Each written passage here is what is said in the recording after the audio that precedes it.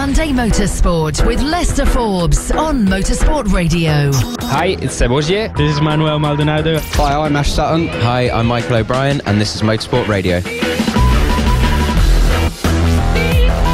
Hello and welcome. This is Monday Motorsport on Motorsport Radio. My name is Lester. Hello.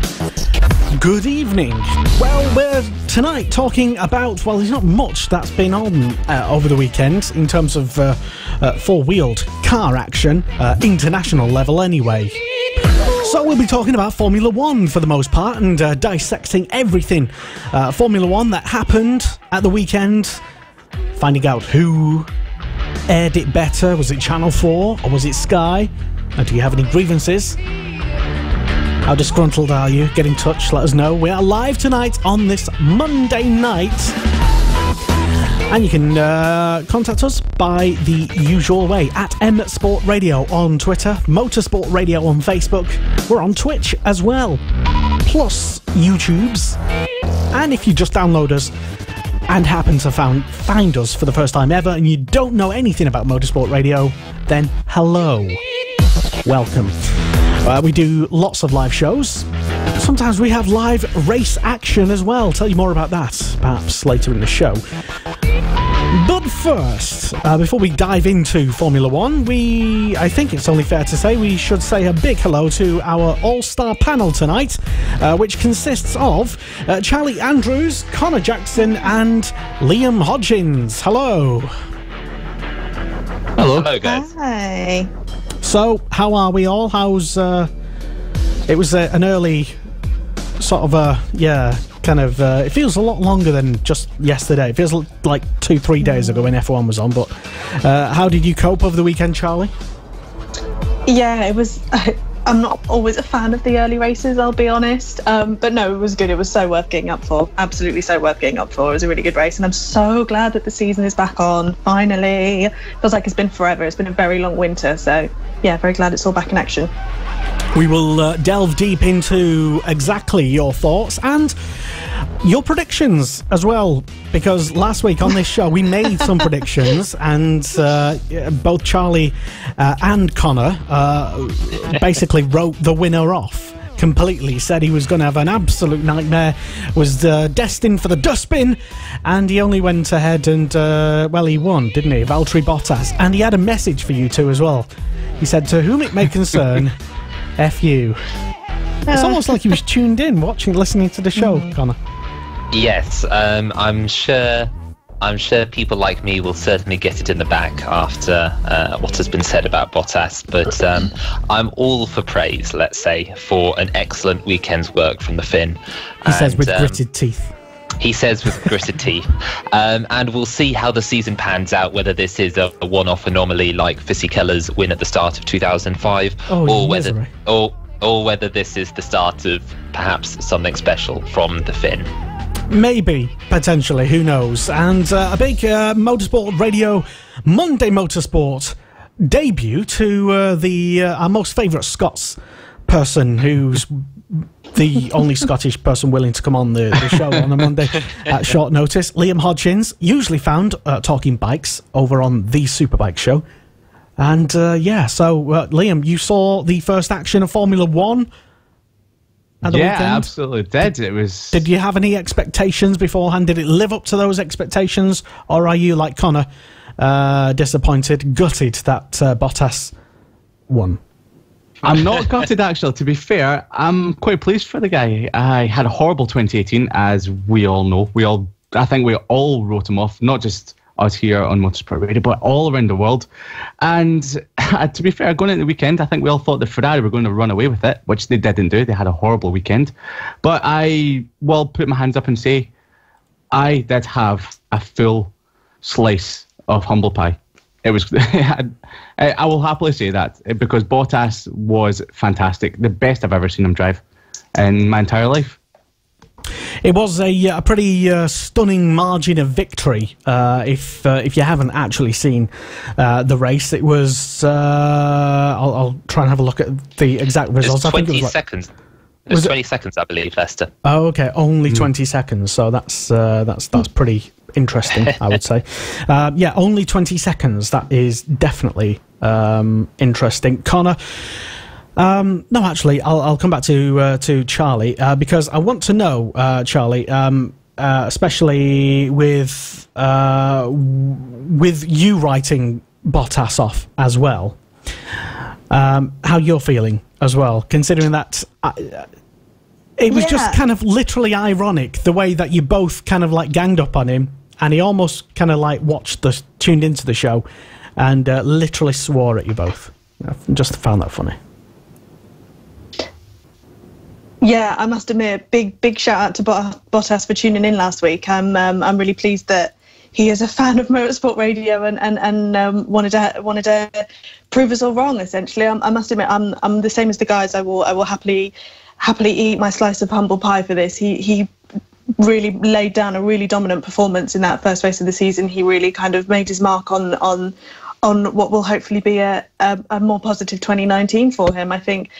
I must admit, yes, I was quite critical of him. Well, not quite. I was very critical of him last week. But I feel like there's no better way to answer the haters than to come out with a performance like that. And I'm pleased for him. I'm not disappointed in the slightest. I'm really pleased for him. Mm-hmm. I guess maybe the only thing I'm slightly disappointed about is the lack of a fight between Ferrari and Mercedes. Obviously, we know in testing there was the rumour that obviously Ferrari had that Mercedes, and then we turn up on the track and it doesn't seem to be there anymore, which is obviously a massive disappointment for the fans from that side of things. But obviously, if you are a member of Team Mercedes, then you are loving life right now.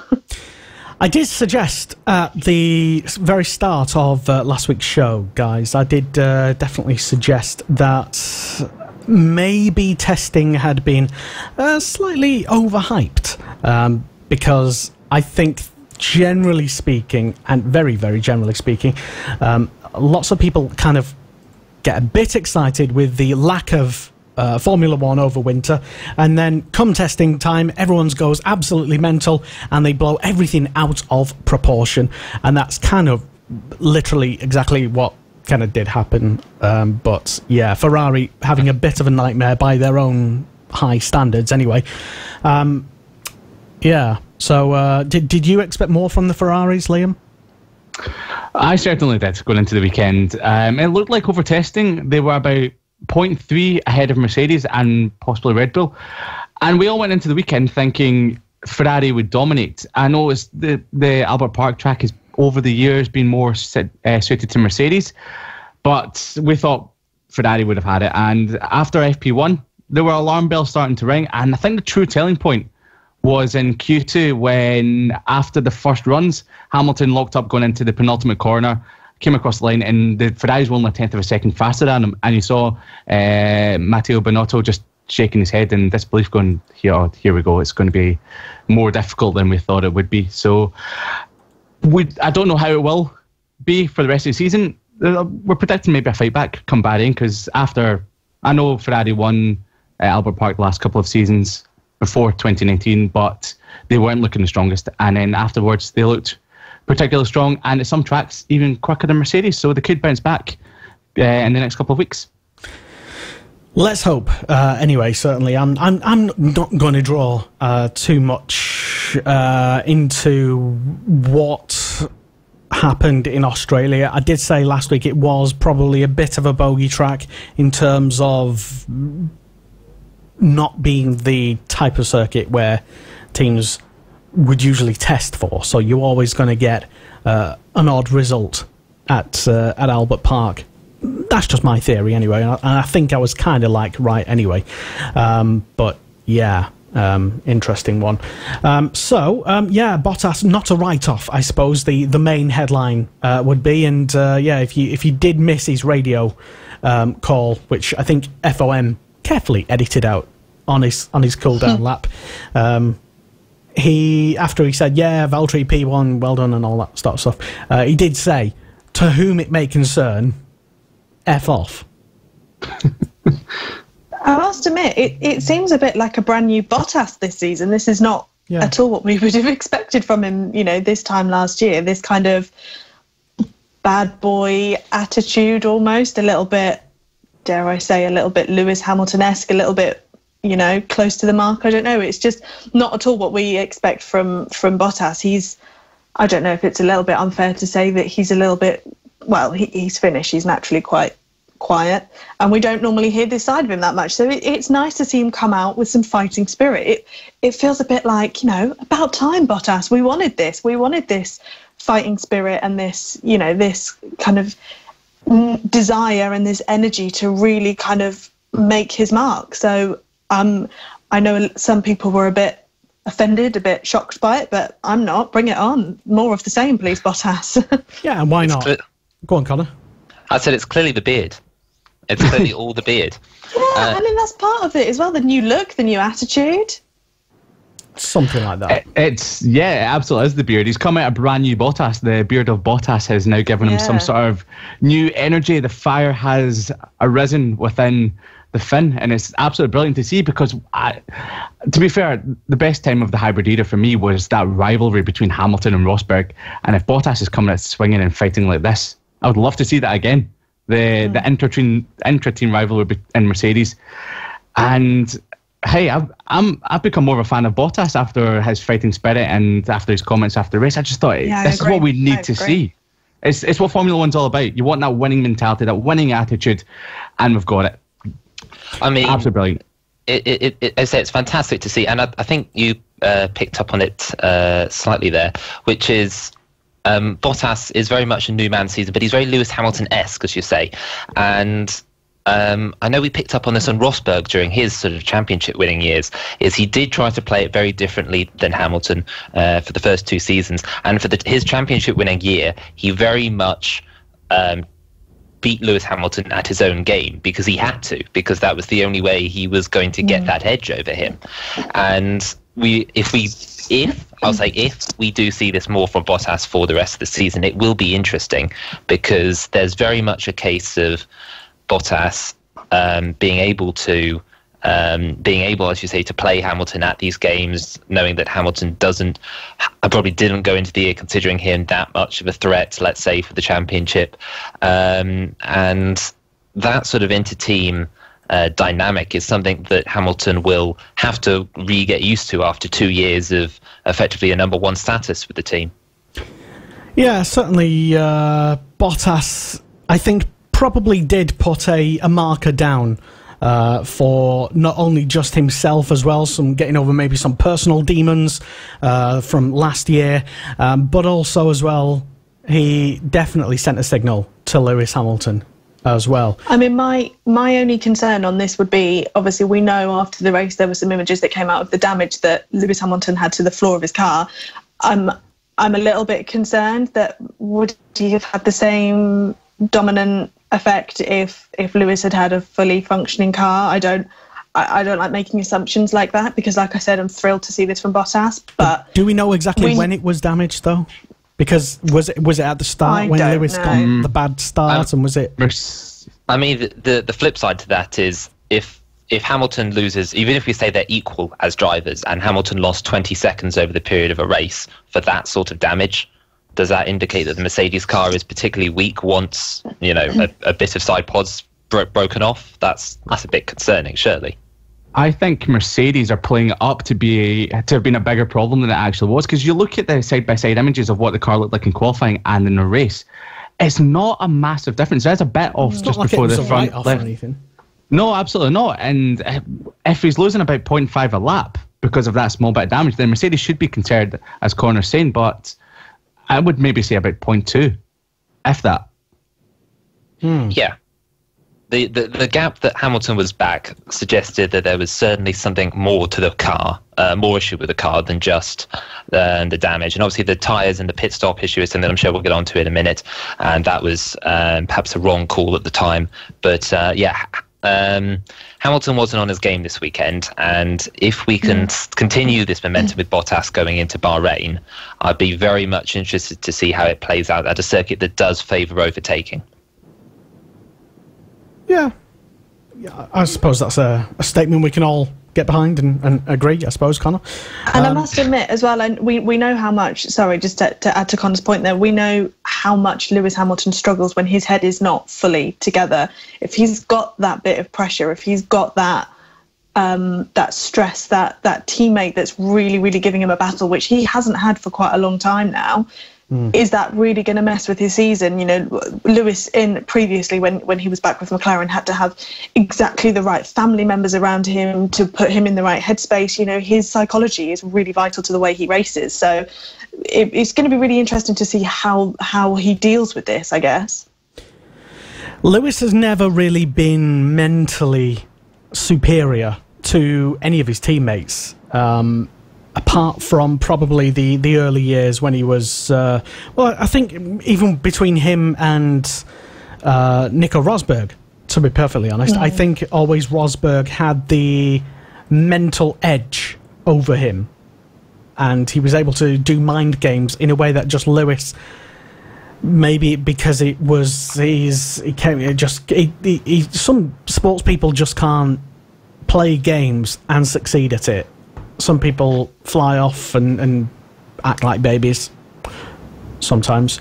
Hamilton, but yeah, Nico Rosberg was better at playing the mind games, and he won that championship in part because he got the better of Hamilton I agree. in his mind. And maybe we're starting to see the same thing happen with Bottas. Maybe he has figured out now how to potentially, and that was an important race win for him at the weekend to get that early one in. I think last year, after the Hungarian Grand Prix, when Toto Wolff came out and said Bottas played the best number 2 position in Ocasio, he was the perfect wingman. Then I think that really, really played with Bottas's head, because after he came back from the summer break, he was nowhere to be seen, nowhere on Hamilton's pace, while Hamilton just got stronger and stronger.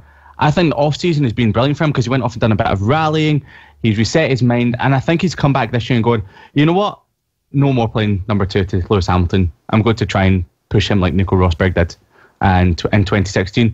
And I think Bottas will be a championship contender this year. I'm going to throw that out there right now. I know it's only one race in, but the whole mentality of him all weekend just looked so different. He looked super focused. I know he doesn't smile a lot, but this weekend I don't think I saw him smile once, because he just had his mind on the game so much. Maybe Hamilton dropped the ball a little bit with the start. Maybe that's why his shoulder slumped after, because you know when Hamilton does get beaten off the line, he does find it hard to recover at times. So that could be it. But Bottas just looks like a new man this year, and it's going to be great to see. Yeah, we did hear that radio message after the pit stop, didn't we, Liam? After the Lewis questioning questioning the team, why he was brought in a bit earlier, and he didn't exactly sound very motivated, despite him saying that he was happy after the race. But yeah, we all know what Lewis sounds like when he's disappointed. Well, he was quite cold to the journalists after the race, even though he had a bit of a smile on his face. You know, when he's like that, he's really annoyed inside. Yeah. He even if he's playing off, he's got his bitch face on. Yeah, absolutely, that's what it is. So, I think we can read a lot into what Hamilton doesn't say, because I think that's what that's how you know how annoyed he really is inside. And well, it'll be great to see more of that the coming year, because I know when it's someone else with outside the team like Ferrari, he doesn't get quite as wound up, but you know, if he's been fair and square by his teammate, that's when it really hurts him. So we are live this evening. Hello and welcome. This is Monday Motorsport on Motorsport Radio. My name is Lester. Thank you very much for tuning in. As well as you who tuned in, we've also had John Munro as well, Scottish racing sensation. Hello, good evening, John. And also Steve Buckingham joined the old party there. Hello, Steve. Good evening. And Blake Gibbons once again tuned in, as is Matthew Deard. Hi, Matt. Sorry. So sorry I messed your name up. Sorry. Adam Matheson and Tom Cairns as well, back again. And Matthew says, perhaps, a little reverse psychology at play, potentially. Yeah, just sort of agreeing with me. Also, Blake Gibbons been in touch, and he said, would the rivalry between Bottas and Hamilton be even more spirited and full of passion of an inter-team rivalry, say, compared to what had been between Verstappen and Ricciardo? Did I read that? I mean, I guess there's more to play for this team, right? Well, there is a championship to play for, I guess. Yeah, absolutely. True. Yeah. I could argue Verstappen and Ricciardo were probably more connected with each other over the previous years, having grown up in the Red Bull Academy. Verstappen himself obviously would have seen Ricciardo many years ahead of him and taken that Red Bull spot as he came out of karting.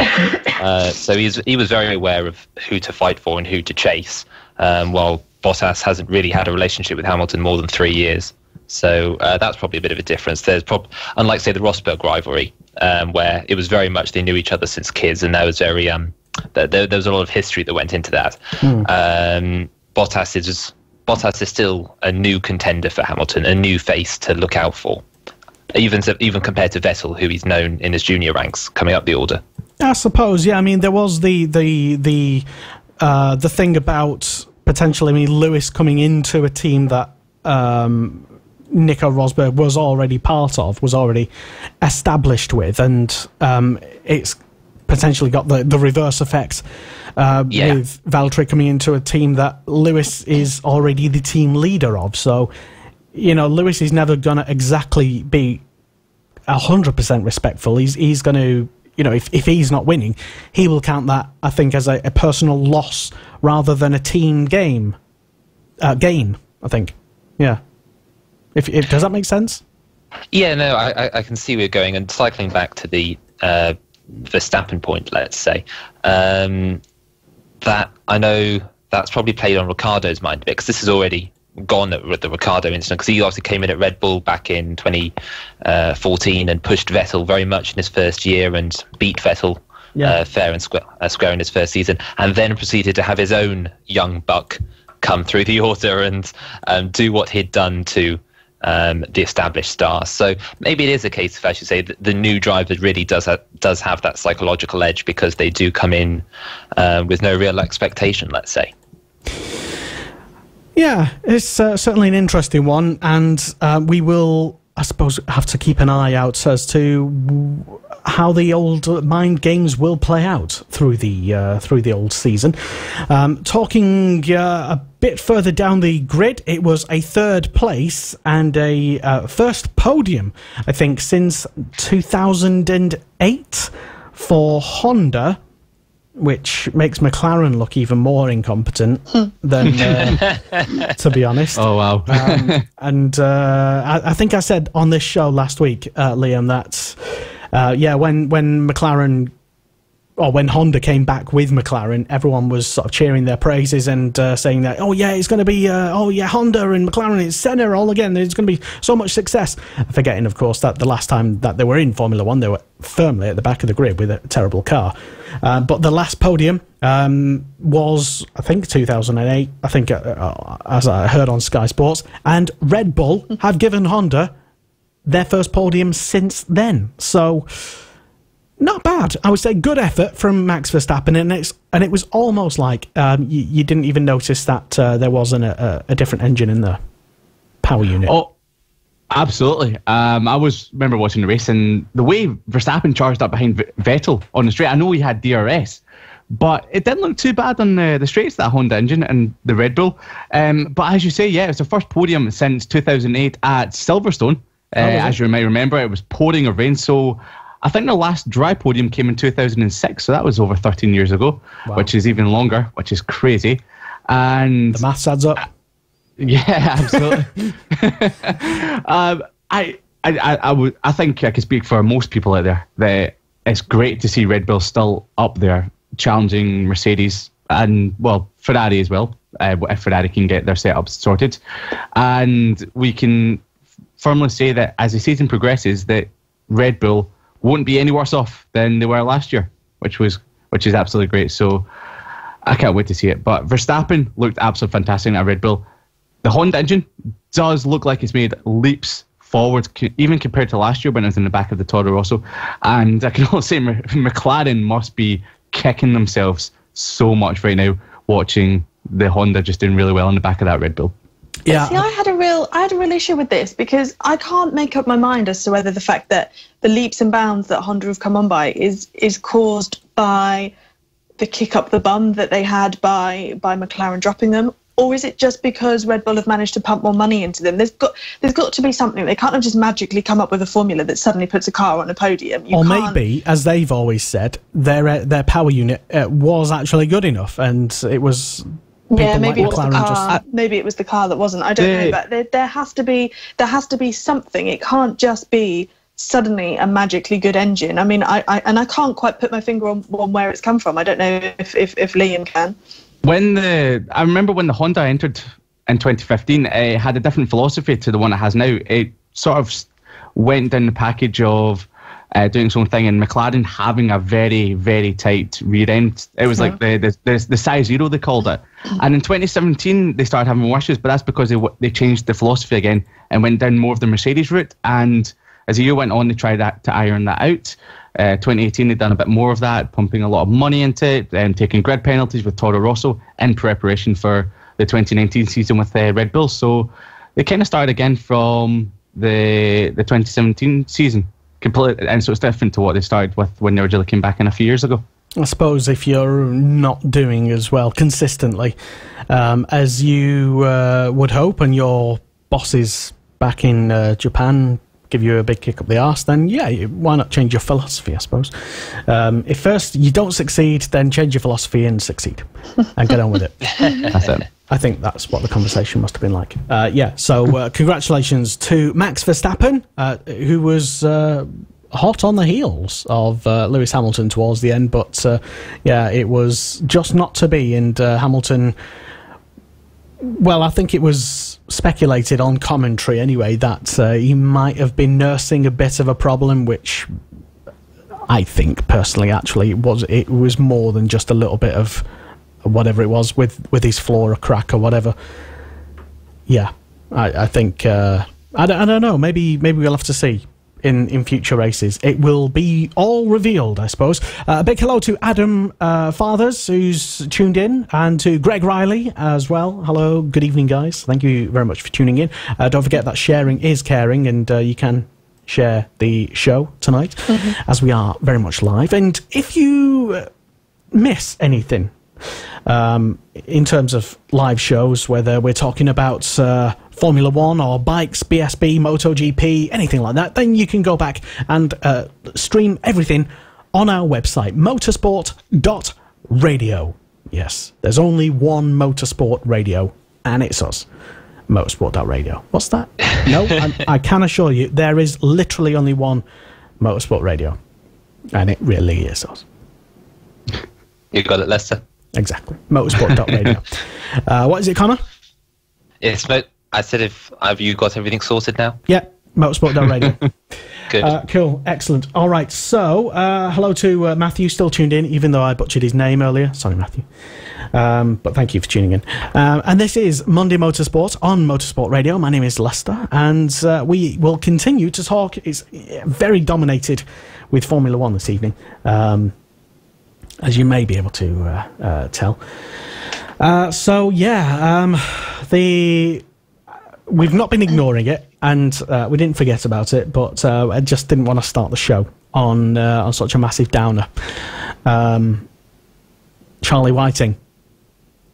I don't think we can say anything that hasn't already been said, can we? I don't think, because everything at Sky Sports F1, Martin Brundle, what they did actually. Before the race or before quali, I think they put an old interview with Herbie Blash and Bernie and two of the Brabham drivers when Bernie was in charge, with Martin Brundle officiating that debate as well with Charlie Whiting, and it was nice to see them all have a nice relaxed conversation. So well done to Sky for putting that feature-length episode. I think it was like a half-hour mini documentary type thing of the Brabham years.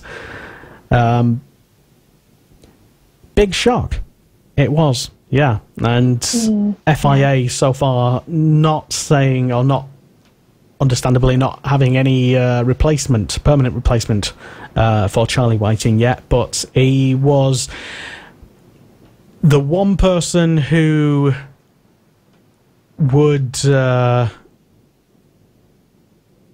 everybody would go to, I suppose. Yeah, the one important guy of a race weekend, and the person who literally, when there was a circuit being built, Charlie would be the person to go out and inspect it and give it the okay and the say so that yes, it's good enough for Formula 1, etc. And he'd do that for all of the grade A and probably grade B circuits in the world. So yeah, and it was a testament as well that the news was featured on the national news as well, where I heard the news. And it's really rare that you not only get any sort of motorsport coverage on the national news. Sometimes you do it outside of a race weekend, you know, the Sunday afternoon, the Monday morning sort of thing. But it's even more rare that you get news about a race director. Can't remember it ever happening before. Yeah. So I think the best way to describe Charlie Whiting, which everyone has been describing him as, is irreplaceable, because that's what he is. There's no one like him in motorsport, and they're saying that they'll have to take 3 people to do what he done over the last 20 odd years in Formula 1, which is a testament to him as a person, him as a professional, and just everything that he's done for Formula 1. So it's awful news what happened I think ahead of the weekend. The sport is what it is today purely because of him. He is. I can't even fathom how different our races would be if he hadn't been involved, and if he hadn't been so poignant and so impactful on the work that he did. And I think, just to reiterate previous points, I think one of the most telling things is that there is not one man in the FIA that can do what Charlie did. There is no one man that can take on the job that he filled so easily and so well. I think the fact that we need multiple people to replace him is a telling sign of the man that he was. Yeah, it was, as you say, it was horrible news to hear at the weekend for the Australian Grand Prix. Correct me if I'm wrong, by the way, but I believe they got the race director for the V8 supercars to basically fill in and do the job for that particular race. But as you say, for the long term, it's going to be very interesting to see who they get to take that role. If it is a committee of, say, 2 or 3 people, I think that would sort of dilute, let's say, the figure that he was. It would be very much more of a bureaucracy than we already have, and I mean that's fine. Obviously, more heads, more work, sort of thing. But a single figure like Charlie would be very much useful, let's say, for the sports going forward, as he was someone that the drivers could rely on and the teams could rely on to really command a situation and take a decision, as opposed to, say, a panel of 3 where people get sort of on different sides, let's say, and people start arguing amongst each other. But I thought the sweetest story I heard from Charlie at the weekend was ironically from the fake Charlie Whiting Twitter account. Yeah, I saw this. And go read it yourself, by the way, anyone who has time after the show. And it was talking about the guy who obviously runs the Twitter account, obviously not Charlie himself, speaking about his experience with the man and how he was very warm and inviting, and how he was always he was always sort of pleased about the joke tweets that this guy would come up with, and they knew each other through email correspondence, I believe. But he expressed his deep sadness, let's say, at passing of someone who he barely knew but thought he knew better than anyone. And I think just go on, Charlie. Oh, sorry. No, I was just going to say, just to add to Connor's point there, one of the stories I read that really stuck out for me, particularly for us guys and the kind of work that we do in motorsport. I think one of the stories that struck me the most was from Will Buxton, just saying, it doesn't matter who you are, if you are media or if you are a technical manager of a team, he has just as much time for everyone. He won't prioritise, he won't favouritize anybody in that paddock. You are someone that needs him and needs his help, and he was as giving with the media as he was with the team principal, and I think it says a lot. And also it marks the end of I suppose it marks the end of the last of the band of friends that coordinated around the Bernie Ecclestone era, with Max Mosley and Herbie Blash and Bernie, all in various ways moved on from Formula One now and no longer involved. Bernie potentially has a toe still in Formula One, has an interest, let's say, but yeah, it's definitely not in charge. And when it was a bit more, you get the sense that even like a few years ago, F1 was a lot more personality driven, because you had those long-serving, long-time stalwarts in the paddock, like Charlie Whiting, like Herbie Blash. I know he's gone off to work at Yamaha in the World Superbikes now, and Bernie seems to be just hanging around causing trouble, I think, but still big personalities and names that everybody still knows and will continue to love, and that says a lot about the character as well of these people, and also the character that they helped Formula One become, I suppose. But yeah, it's interesting moving on as we were. This is very much a new era coming up with Formula One, obviously with the new Liberty Media takeover especially. But it'll be interesting whether Formula One does breed the new generation of stalwarts. As it were, we've got people like Adrian Newey and Ross Brawn really sort of still making a name for themselves around the F1 paddock, as it were, and I'm sure they'll have long careers ahead of them. So whether people like these, and I'm sure various others, will become the long-standing members, or we are entering the era now, let's say, of quick turnarounds, quick names, and within 5-10 years we do see regular swaps of basically everyone in top positions. That would be interesting, let's say, but I'm not sure what that would do for the figure of the sport, or whether that would make it more democratic, as opposed to the boys' club that it was, or I don't know, maybe the boys' club was better, but we'll see. Who knows what the future has in store? But yeah, it's like I said earlier, there's literally nothing that we can say to add to what's already been said by people who were a lot closer to Charlie Whiting than any of us certainly were. But it's still a massive shame nonetheless, and like many people, I think we all had that sense that because we sort of grown up with Formula One, and these were, as I was just mentioning, the personalities that were so much of a part of Formula One for decades and decades. So we did think certainly that we knew them, and it'll be definitely a much more sadder place, Formula One and the paddock. So yeah, we send our condolences at Motorsport Radio and Motorsport Media to Charlie Whiting's close friends and family, and everybody who was who loved and adored him, really, I suppose. Moving on. Because there was still racing happening, even with the minute's silence to remember not only Charlie as well, but the atrocities in New Zealand just before the weekend. And we'll get back to the front of the grid in just a moment. I just want to ask you guys, first of all, and people tuned in as well, especially people in the UK. We have a lot of listeners who don't listen from the UK, and that's fine, nothing wrong with that. But I want to ask, in particular, Sky or Channel 4? Liam, what did you tune into, and why? Well, I tuned into Sky Sports because it was live, and I know this is probably going against. I'm not going to judge you. I knew you would come to me first, so I had this prepared, and now I'm freaking out because I just don't say the wrong things.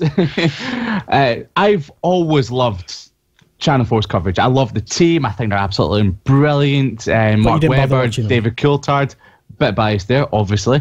But before that, it was BBC. I loved the BBC coverage. So I think it's more personal to the viewer. Did you just want to watch it live? And yeah, did you not really just care? Well, some people don't. Especially when it's on at 5 in the morning. It's very easy to be exhausted at that time and think, you know what? I'll just stay in bed till 5 p.m. and watch it on Channel 4. I've got a ritual that's pretty much lasted 20 years. When there's our motor race on early in the morning, I love getting up for it. It's like my time. I get to just be there, be my own like a child fan. Again. Yeah, it's that moment. It is great because there's no bedtime at all. No one can tell me to hurry up and get to bed or get back to bed.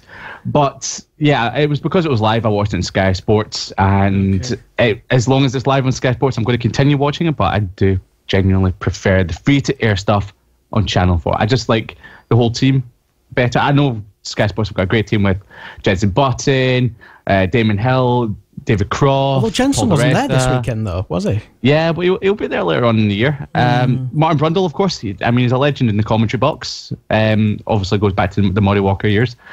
So, and I just love...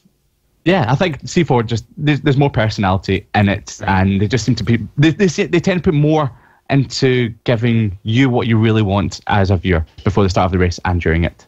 Okay. Yeah, I agree. I've watched both. I've watched Channel 4 and I've watched Sky. I'm the same as Liam this weekend. I was with Sky because it was live. I wanted to watch it live. And I personally feel that the difference between the two is that Channel 4 have more fun with their coverage, whereas Sky F1 are very technical with their coverage, which both are great. I love both. But I do think it depends what you prefer. I maybe prefer the personality side of things as opposed to the hardcore technical side of things. But that's just personal opinion. I think they are both brilliant. They've both got legends of the sports giving us this coverage. So if anything, we're almost in quite a privileged position that we can choose, which legend do I want to listen to today? You know, we are in a very privileged position. Is Karun Chandhok a legend of F1, though? I mean... He's an incredibly switched-on guy. He's great. That's not what I asked, he's phenomenal. Yes, he is a very switched-on guy, and that is literally why he is there, because he is fantastic behind the microphone, and he is a natural replacement to Ted Kravitz. Absolutely. No, Ted Kravitz hasn't gone. He's still going to be there. Yeah. Thanks to the internet. Yes. Well done, internet. Thanks to hashtag find Ted. If anyone watches MotoGP and we go on about Gavin Emmett, now you know who he is. I think Karun Chandhok is like Gavin Emmett. He's so switched on. He can give you a technical background, but make it sound so interesting. He's the best addition. And so easy to understand as well. I think that's the thing about Karun. He makes it, because I don't have a particularly technical mind, I'm not sure if you can tell, but he makes anything easy to understand. That's what I like about him. Yeah. Absolutely. I'll go against you guys slightly by saying I prefer Sky's coverage over Channel 4's coverage, in the sense that I do feel Channel 4 is very much the mass market F1 coverage, while Sky is very much the avid F1 fans. Yeah. And you touched on it slightly about being the technical. It's the technical versus the personality in that sense. Yeah. But you've got to get on with that personality. I, for one, cannot stand Steve Jones. I love Steve Jones. No, I think you've just insulted the entirety of Wales. The opinions of Connor Jackson, care of Norfolk. Indeed, we are the Eastern Wales, let's say. But no, we've had Steve, and I know we've had before him. We've had who was it? Jake Humphrey. Thank you, Jake Humphrey. No, who was on the BBC before? In its final years, was it Susie Perry? Susie Perry, yes. Yeah. Susie was good. She knew what she was talking about.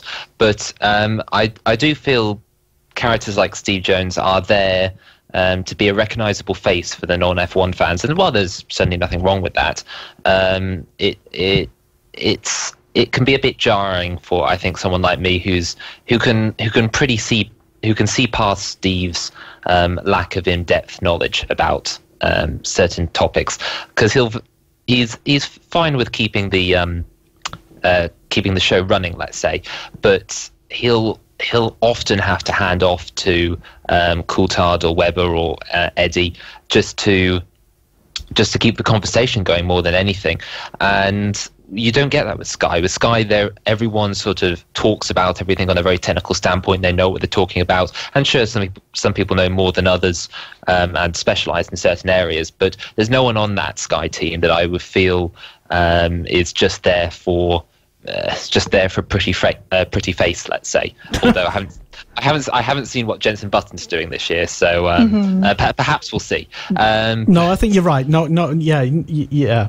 I don't think anyone could be accused of just being on Sky because they're a pretty face. I mean, Formula E has the same issue with Vernon Kay hosting the coverage. He's kind of there as the public figure, let's say, but he clearly doesn't have enough in-depth knowledge to keep that coverage running by himself. Although he does know a lot, Vernon, to be fair to him. Maybe, but that sort of...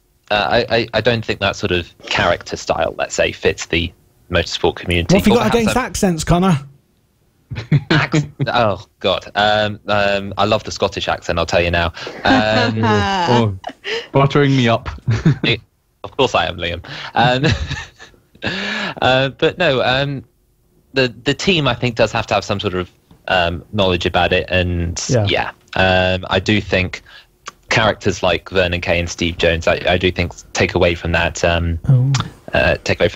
But there you go. I think one thing for Channel 4 this year, just going back to that point, I think they've lost out massively with Susie Wolf now focusing her time on her Formula E team, which naturally it makes sense. She's no longer part of the Channel 4 coverage team, and I think... Did she add anything apart from... She's married to the World Championship team principal. Of course she added something. She's there. She knows exactly what's going on. I think they've lost a lot. Excuse me, I would say that arguably a Spice Girl being married to a Formula One team boss is much more impressive. Okay. In fairness to Susie, she was a driver in her own right back in the day. Absolutely. And she was, she is now a team owner and has very much been part of the Mercedes team for some years, and the Williams team as well, I believe, doing more technical aspects. So she knew what she was doing. And she is daring to be different and all that. She also knew more about Mercedes than she ever told us, which was gutting. Well, of course. Well, sadly. She's not going to say, she's not going to jump on the, on Channel 4 and say, well, you know what me and old Toto were talking about last night in bed?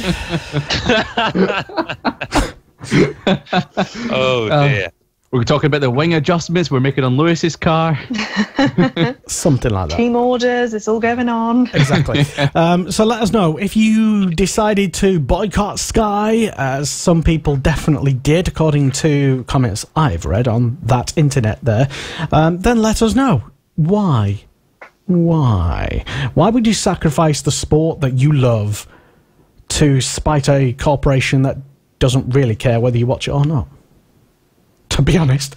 Adam Matheson says, I chucked Sky too much money for too little racing. The coverage is excellent, apart from Crofty, but it needs to be, in his opinion, says Adam. Eurosport player, BSB, TCR, World Superbikes, etc. for him, says Adam. Thumbs up. And incidentally, by the way, I think the Eurosport player special offer, the half-price special offer of £20 is now over for the season. So if you've not took that offer, I think it's £40. Get it anyway. It's good value for money. You get to watch BSB, World Superbikes. I forgot to buy it. Oh my God. Big hello to... I forgot about it. Yeah, Chris Middlehurst as well, racer of different variety of cars, classic minis and former Formula Ford 1600, and I think he tinkers around with bikes now occasionally, but maybe not professionally. I'm not sure. Stuart Richards has been on as well at some point. Don't know if he's still here with us. Hello to Josie Smith as well, and Ryan Lilly as well, and everybody tuned in from the Facebooks.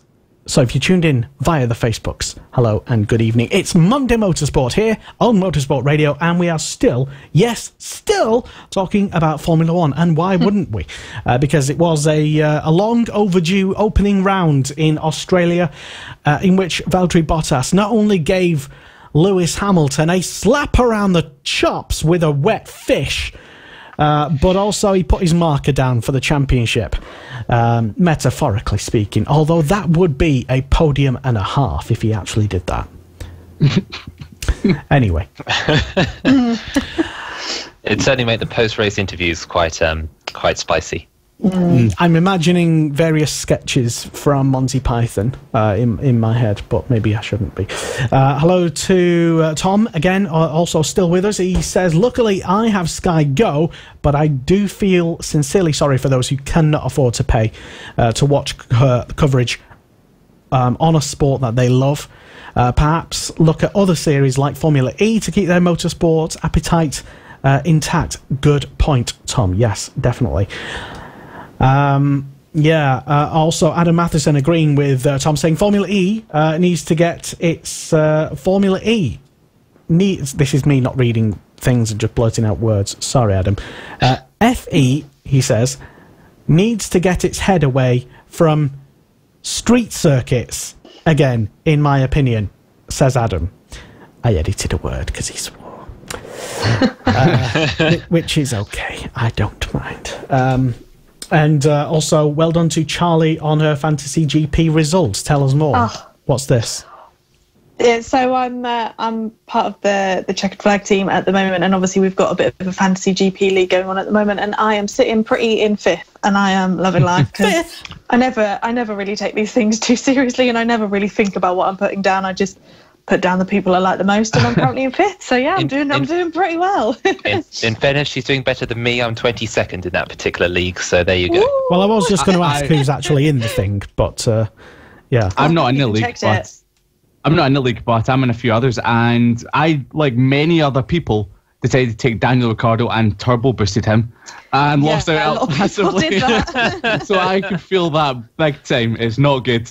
Well, since we're talking about predictions anyway, we made predictions on this show last week. Charlie, Connor and myself. Liam wasn't on the show last week, so we'll let him get away and we'll give him the benefit of the doubt that he says whatever he says. Valtteri Bottas. Yeah. So Charlie, you said Leclerc and was going to be in third place on the podium.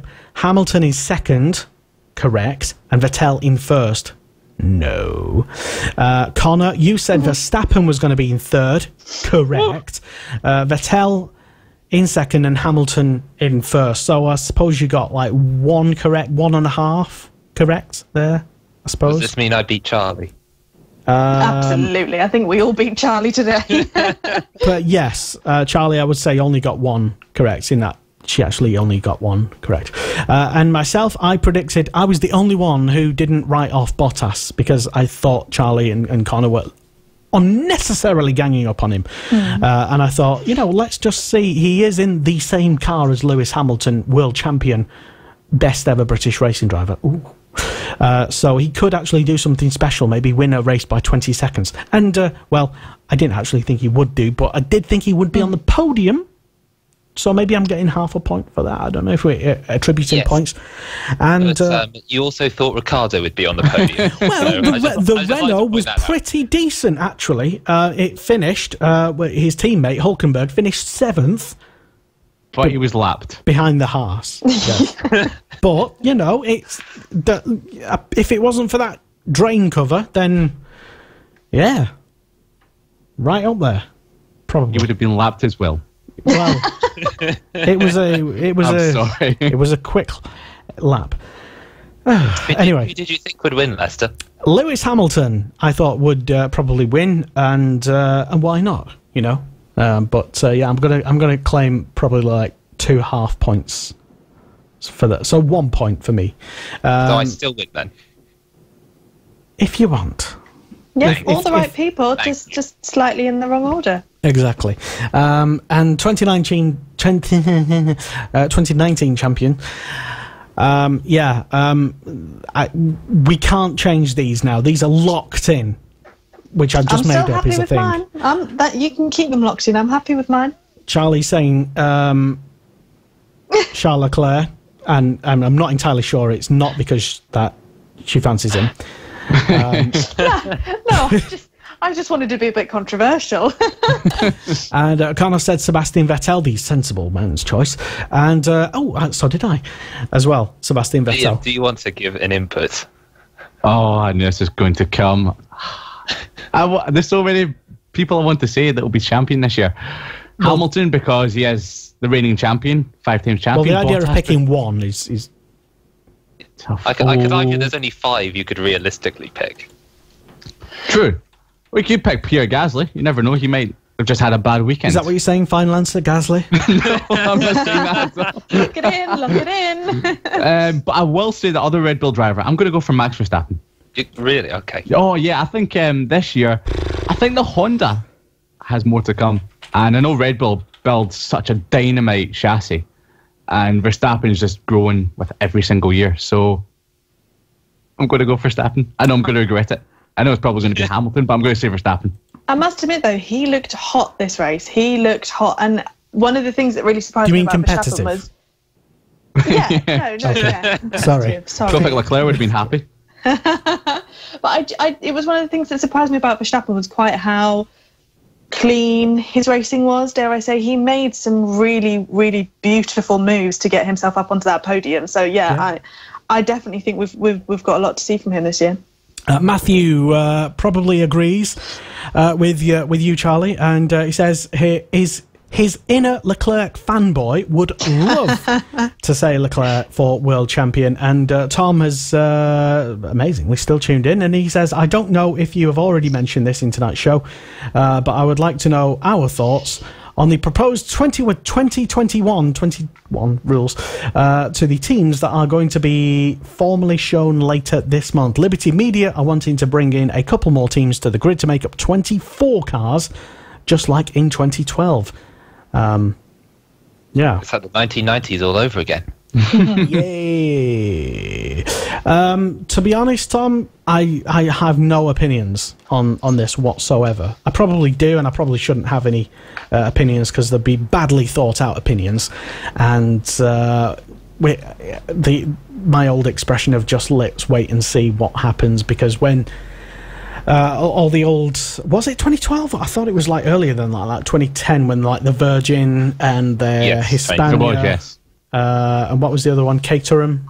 Was it Caterham? Yeah. Lotus. It was Caterham. No, Lotus then became Caterham because Lotus came back. Yeah. With the end. So yeah, it was a weird one. I know, and then they all died anyway. So exactly. I mean, how much of a benefit is it to have a couple of like backmarking teams that won't be taken seriously because they'll be at the back and there'll be a lot of Max Chiltons and they won't even be there next year. Well, Haas was the most recent one to come in 2016, and they've every year just got better and better. Finished 5th last year, done great in Melbourne again this year. The underdogs of the midfield.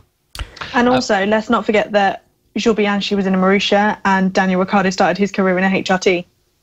Yeah, he did. Yeah. Indeed. We're talking about the teams, though. Indeed. I mean, hopefully with these new teams we can have the fabled Stefan Grand Prix finally make its debut after Never. 8 years of saying we'll be in F1 next year, Stefan GP. Hopefully they can actually do it this time. No, but it'd be interesting to see new teams, although as we've already experienced back in 2010, this may not all be successful, and I think if you do have any more new teams come in, you're going to have a new manufacturer be one of those teams, or at least support one of those Cosworth. teams. I mean, Cosworth is just, if they want to put out the money, mate, Cosworth are perfectly happy to be the other one. But to have more suppliers, another Renault, another Ferrari, another Mercedes. It's going to be DTM if that, you're going to have like 9 engines for like, Yeah, I think it's needed. I really think it's needed. Because even if we look at the championship after one race, and you look at the top 5 teams. I have the championship after one race. Hold on. Yeah, the top 5 teams in the championship are all from 4 different manufacturers. The only weird one being Haas because they beat Renault. But manufacturers, by and large, eventually make their way to the front, while customer teams, by and large, do struggle to make an impact. And while there have been exceptions, see Red Bull for a couple of years, generally, if you're going to need those other manufacturers to come in, if you are expecting these teams to last any significant amount of time. And yeah, sure, we can hope for Cosworth back, but let's be brutally honest and say that we need a front-running manufacturer like a BMW or a Lamborghini or a Porsche or a Peugeot. You know what I mean. You're going to have a big name manufacturer. Well, the car industry right now in the world, I would say, especially in Europe and Japan as well. They're all, well, it's kind of a bad time to be doing anything. There's I think every single car manufacturer is cutting costs. I think it's fair to say. I think the only exception I can say to this, and it might be an interesting direction considering the whole Liberty Media ownership, is American car companies. Dodge, Chrysler, Chevrolet, obviously, with their big IMSA involvement, would be a very interesting grab to have. Cosworth. Oh, they're English, I think, aren't they? They are English, yes. But there's some big American car brands that we have out there, and with Liberty Media owning F1 and them not cutting costs, I'm going to say out on a limb. I don't know of any news of American. They well overpaid for Formula One. Let me tell you, they were ripped right off. Allegedly. I think it's great having the manufacturers coming in because they're pushing engineering all the time. But personally, I don't really like the manufacturers being in there because it just sort of pushes the teams further down. The private teams like your Williams, your Haas's, your Racing Points, they're the ones that people tend to latch onto and love for the historical values, for whatever, just being the underdog, the gritty underdog. The manufacturers come in, they'll have all the money to spend on resources, buying in the best people. For example, look at Mercedes in testing. They kind of built 2 different cars, one for week 1, one for week 2. But they can do that because they've got all the money and all the technical minds that they've brought in to have the best equipment, the best people to do that sort of stuff. Well, that's always been the case, though, really, in F1. You've always had the most... The teams that have the most will always do the most and develop the most and employ the most number of people. And but having the manufacturers they'll always have the best of everything because they will always have the money to do that because they're a big, massive car company. While the independent teams will never ever have that, which is a shame because you want to see an underdog challenge at the top, be at the front. Well, we see it with Red Bull this year with the partnership with Honda. Honda haven't entered their own team; they are with a private team, effectively. And maybe this new 3 teams, the new 3 teams being added for 2021, supposedly. If you can get a manufacturer to put a deal in with a private team, I'll say New Sauber just for the hell of it. But if we say had a New Sauber partnered with a BMW, again, then you could very much see a progression up the grid from private teams. And if that private team really does get pissed off with their manufacturer, sorry for swearing, by the way, with their manufacturer, then there are, as you say, other teams they can jump to and still have that private backing and not just completely pull out as a manufacturer would.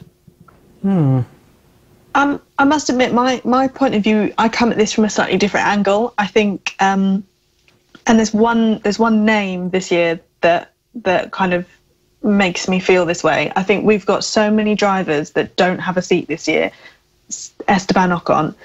I think we need those extra teams to give some of these other guys a chance. I go back to my point earlier. Daniel Ricciardo started his career in a HRT. Who would have thought their HRT driver would eventually, hopefully, in the near future, be fighting for a championship? You know, we need these guys to be given an opportunity to shine, to then go on to do great things. You know, again, Jules Bianchi and Marussia, they're not the great cars, but if you can wring the neck of a rubbish car and make a mark, you've got more of a chance of getting into a top team than anyone else has. And I think you need to give more talented drivers more opportunities to get on this grid. And I think the only way you're going to do that is to put more cars on this grid.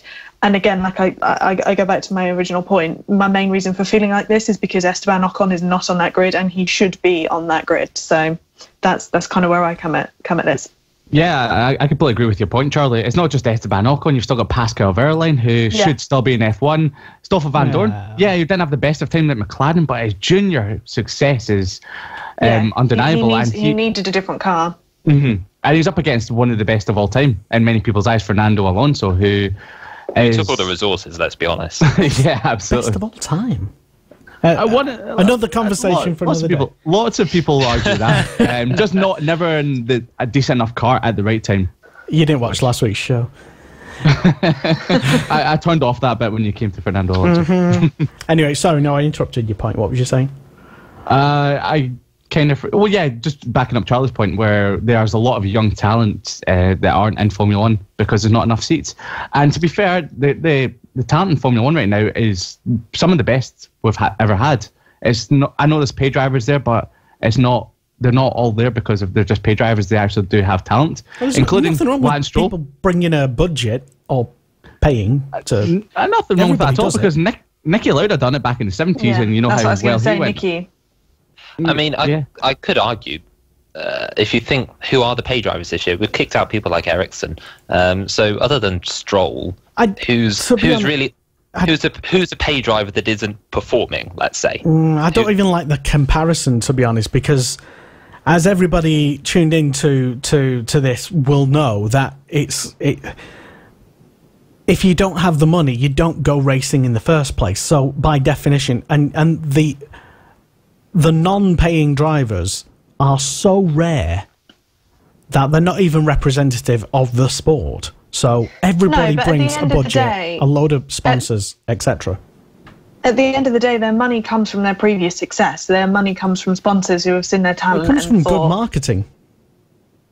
But you have to have the results to have a businessman turn around and say, yeah, okay, I'll give you a couple of million to get racing next year. You have to have those results. I agree with your point. There's very few drivers on the grid this year. Well, there's no drivers on the grid this year who have the money without the talent. But yeah, Lester, I agree with your point.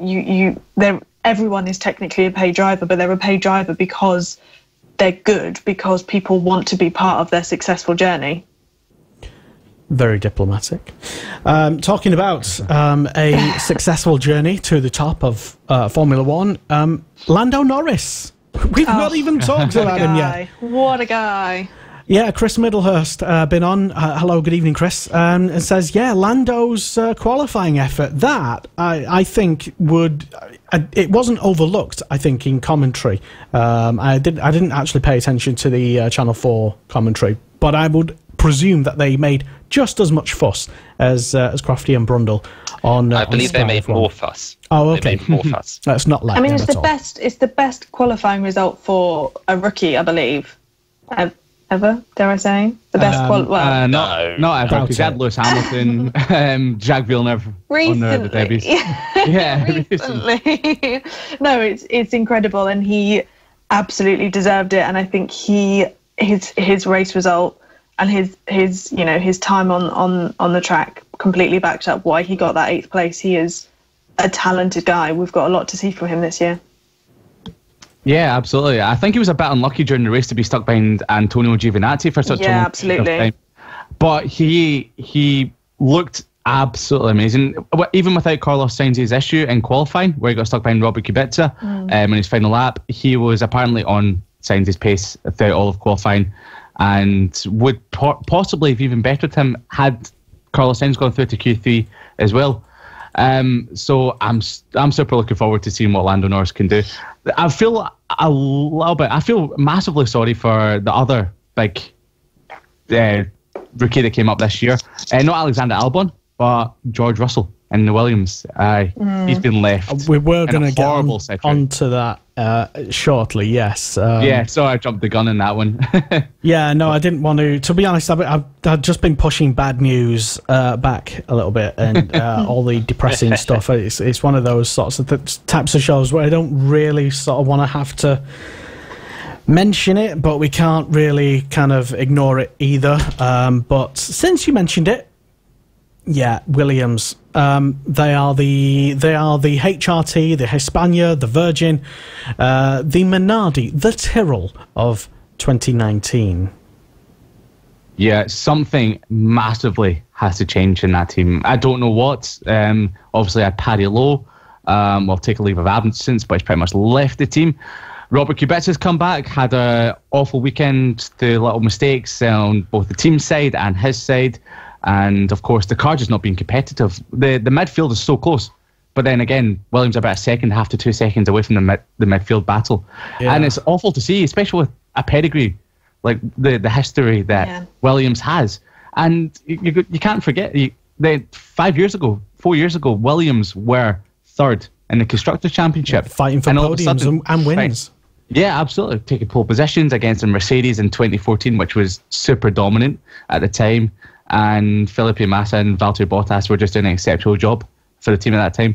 Over the years, for whatever reason, the car hasn't been up to scratch, and they've just tumbled in order. And they seem worse off this year than they were last year, which you thought they couldn't get any worse. I will say I think it's down to Massa.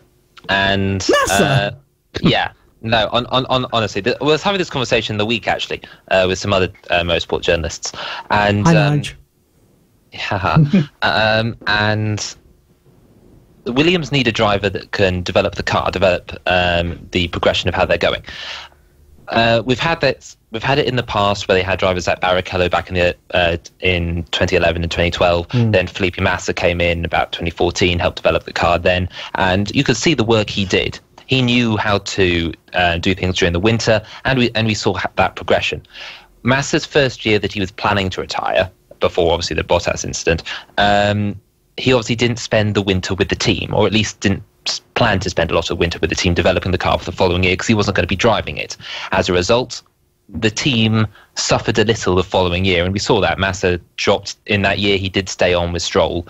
Massa dropped quite down the order, and Stroll struggled a bit, even if he did pick up that one podium in Baku, which was also very good.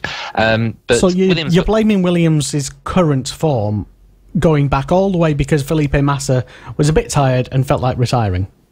I'm blaming it on the fact they haven't had a lead driver. Massa wasn't there to develop the car for 2017. He then obviously left the team completely last year, so he didn't develop the car at all for 2018, and that clearly suffered. And they need a lead driver. I'm talking Massa obviously as the example, but I don't obviously blame him per se. I blame the fact they don't have a lead driver that has enough experience that can develop that car. They've had that before, as I said, with Barrichello and Rosberg in the past.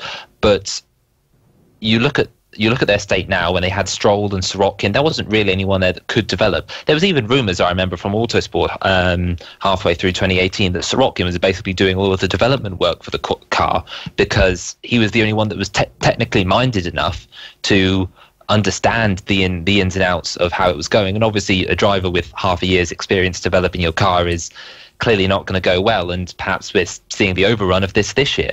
And this is where I think Kubica can either be a good help or a long-term hindrance. If he plans to stick with the team long-term, he can definitely build that car and build it into a competitive state in the future, which is why I think they brought him on as test driver last year.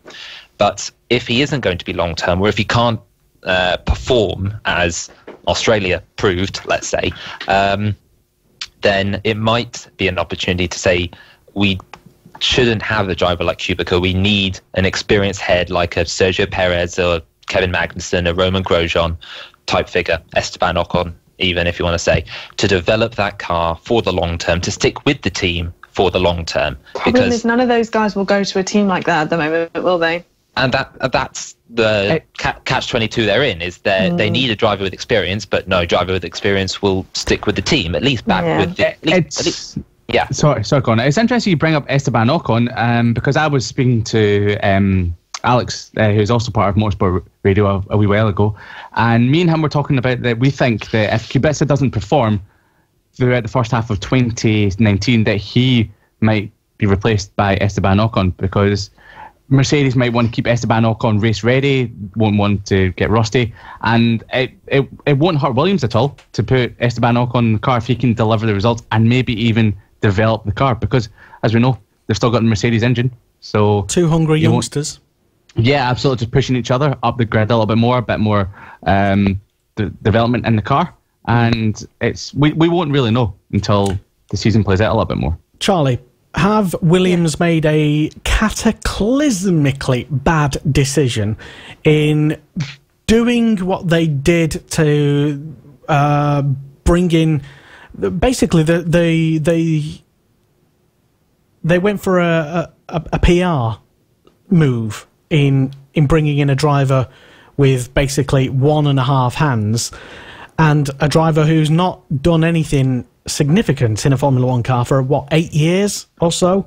So it's effectively like having two rookies, because everything that he knew from when he was competitive is completely irrelevant for now, and that played against him, I think, this weekend. I both agree and disagree with your point. I completely understand where you're coming from, and a lot of people have said that it is like having two rookies in the car, and I completely get that. Like I said last week, there was a quote from Kubica at the end of testing saying that he feels he knows 20% of what he should know about the car ahead of the first race of the season, and I think that's being generous. Exactly. It's not a great position to be in, and psychologically you can't be feeling great going into a season feeling on the back foot. On the flip side, anyone who knows F1 will know how talented Kubica is, and I think if he sticks with the team, like was mentioned just before, if he sticks with the team, if he builds with the team, if he grows with the team, I think he can do a lot of good for them, because he is a talented driver, and I have no doubt that he's got the passion and the drive to get back to those kind of successes again. I don't know if Williams will be the team to allow him to get those results again, but I do think he could be a massive asset to that team. I don't agree with the fact that it was a PR decision to hire him at all. It wasn't based on performance though, and recent performance history. You could look at the tests that he'd done with Williams and compare them with how Sergei Sorokin and Lance Stroll were performing. At the time when he first got the run out at the end of 2017, he didn't get it, Sergei Sorokin did, but that's been basically because they said that Sergei Sorokin did a better job during the test than Kubica did.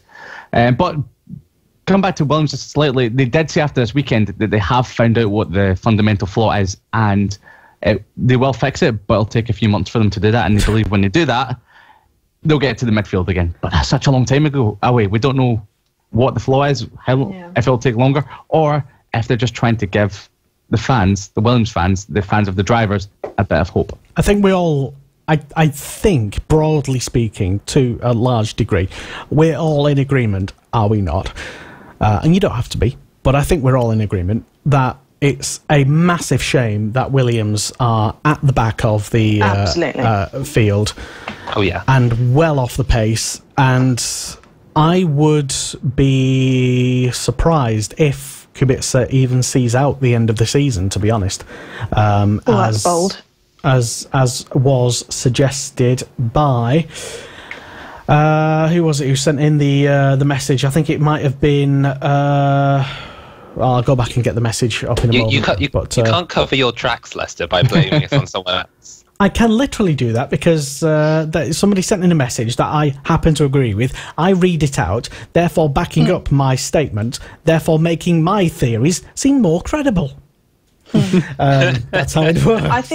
I think if you believe that hiring Robert Kubica was a PR stunt, then you can't honestly believe that they would sack him before the season ends, because that's an even worse PR stunt than not hiring him in the first place. What are they getting? He's 30. I think he's 34, 35 years old this year.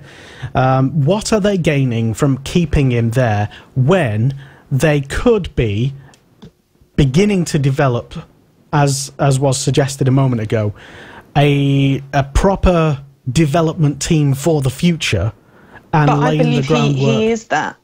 I believe he is that. I believe that he will be that lead driver, and he will use those years and years of experience and previous successes to be that lead driver. He got absolutely battered by a rookie driver this week. Yes, albeit at the back of the grid, but still, when it's at the back of the grid, the first person you got to beat is your teammate.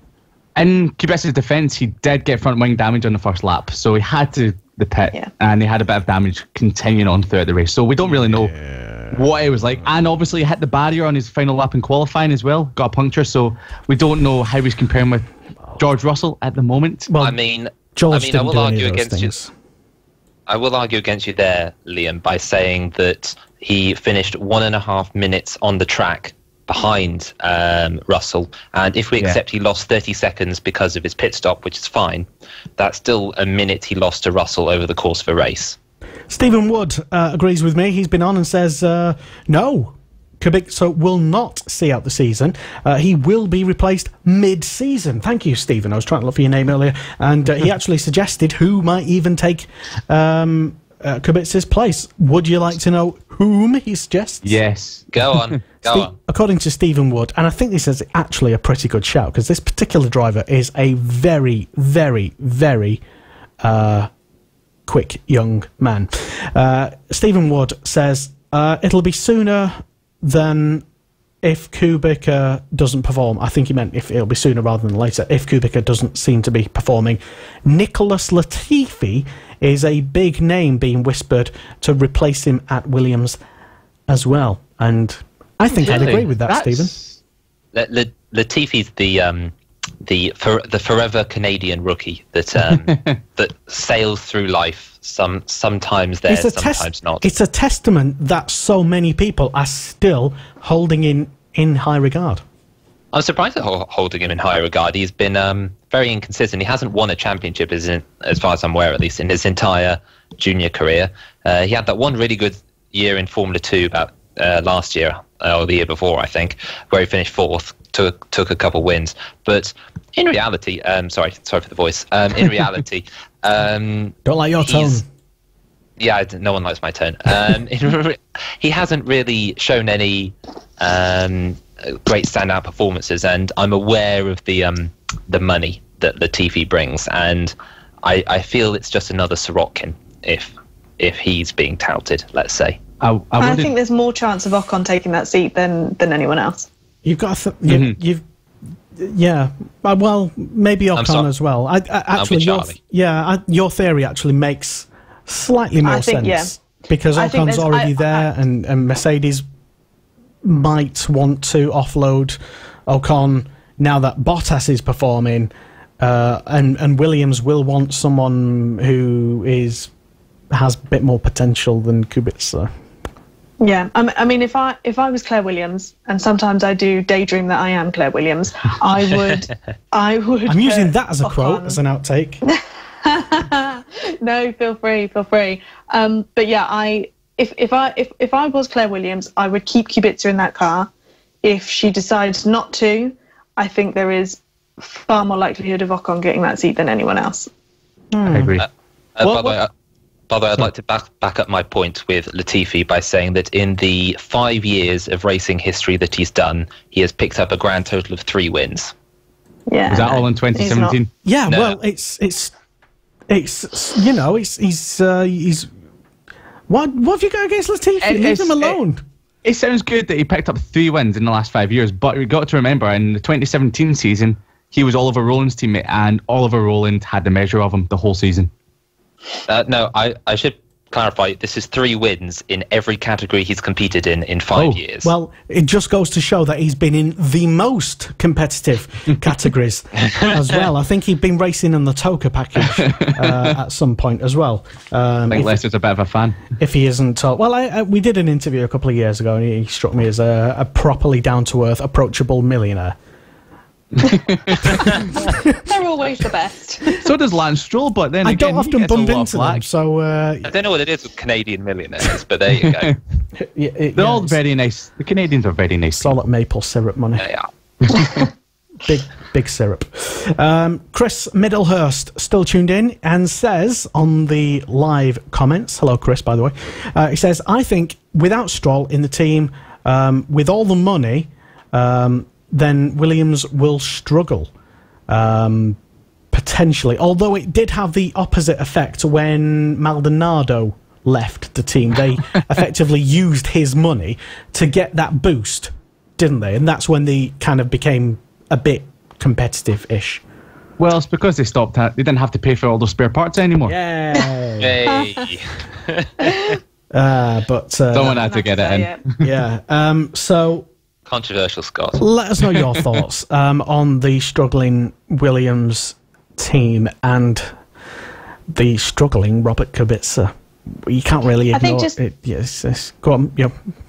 Just as a little aside to the Williams story, it was, we hate seeing them at the back of the grid, but one of the teams I expected to see at the back with them was probably the Alfa Romeo team, and I'm quite surprised the leap that they have on Williams at the moment. That's quite surprised me. Sorry, I almost choked on my water there. Not what you said, though, Charlie. Okay. Had a comment that Adam Matheson has punted in on the live chat. Hello, Adam. He says, or asks, anyone willing to punt that Claire Williams will step down this season, as it is, if this season is as dismal as the recent seasons? No. Yeah. I hate to say it, Charlie, but if the team's not performing, it is her team.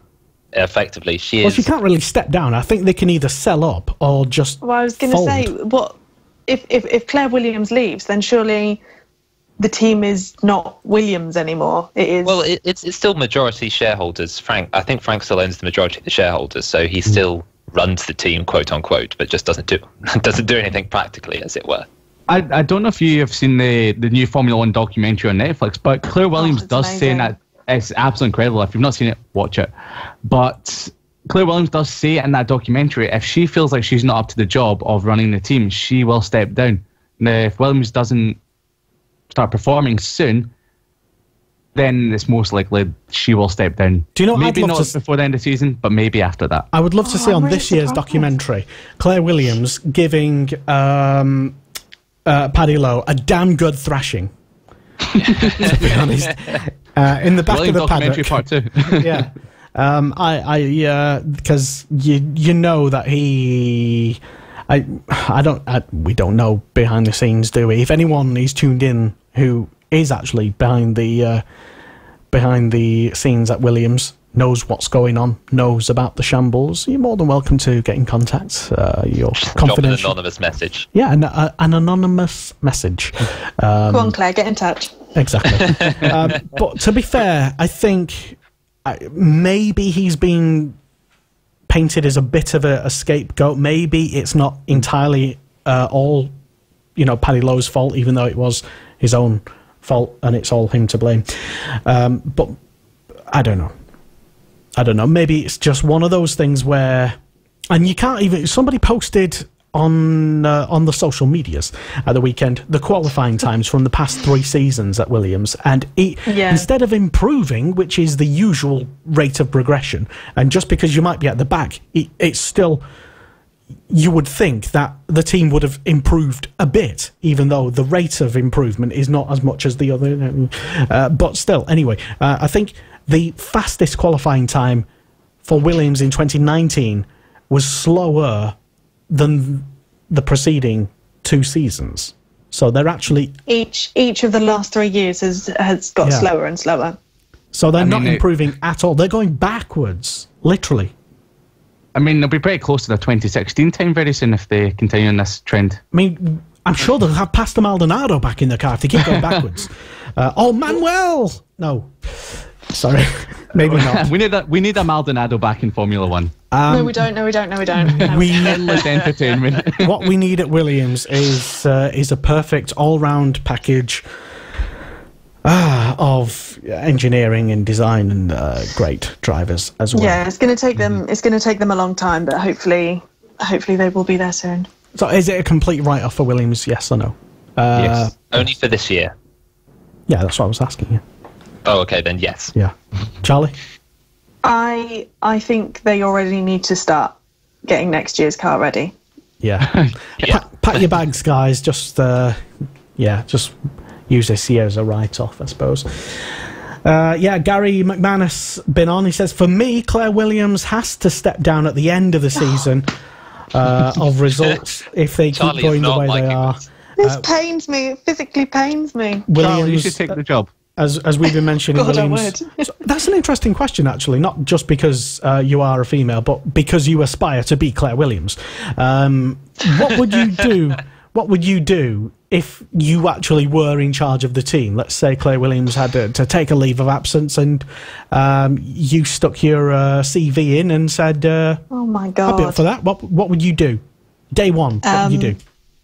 Day one, pop the champagne, because I'm celebrating that job. Okay, day 3 after you've sobered up. I don't know, it's really difficult because, like we said, we've had one race and we've already written their season off, so it's not a quick fix. It's not a one-trick pony to get them back to where they should be. It's going to be... You're already sounding like a team boss. Oh, thank you. I am trying. There's going to be a lot of... There's a need to bang a lot of heads together to find a lot of money and to just work hard. I think she's actually said these words. Have you been copying the words?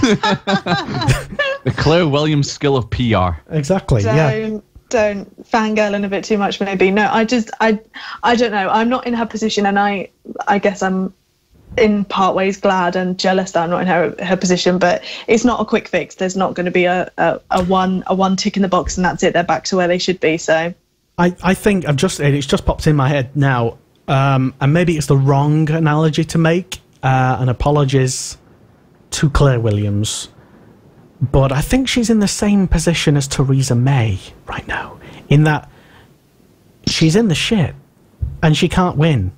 What did I say, Lester? No politics. Sorry. No. We're a fun radio station. Yeah. You mentioned Brexit last week. We're not doing this again. I mentioned it once, but I think I got away with it. Anyway. I will say the Williams... might sound controversial, but I think they need a team principal like Frederick Vasseur. I think he is outstanding as a team principal. The way he came in at the end of 2017, just said, no, get rid of the Honda engines, we'll go for Ferrari, teamed up closely with Ferrari, brought in lots of technical people into the team, and sort of restructuring it for the eventual budget cap that will come in a few years' time and making it up to standard.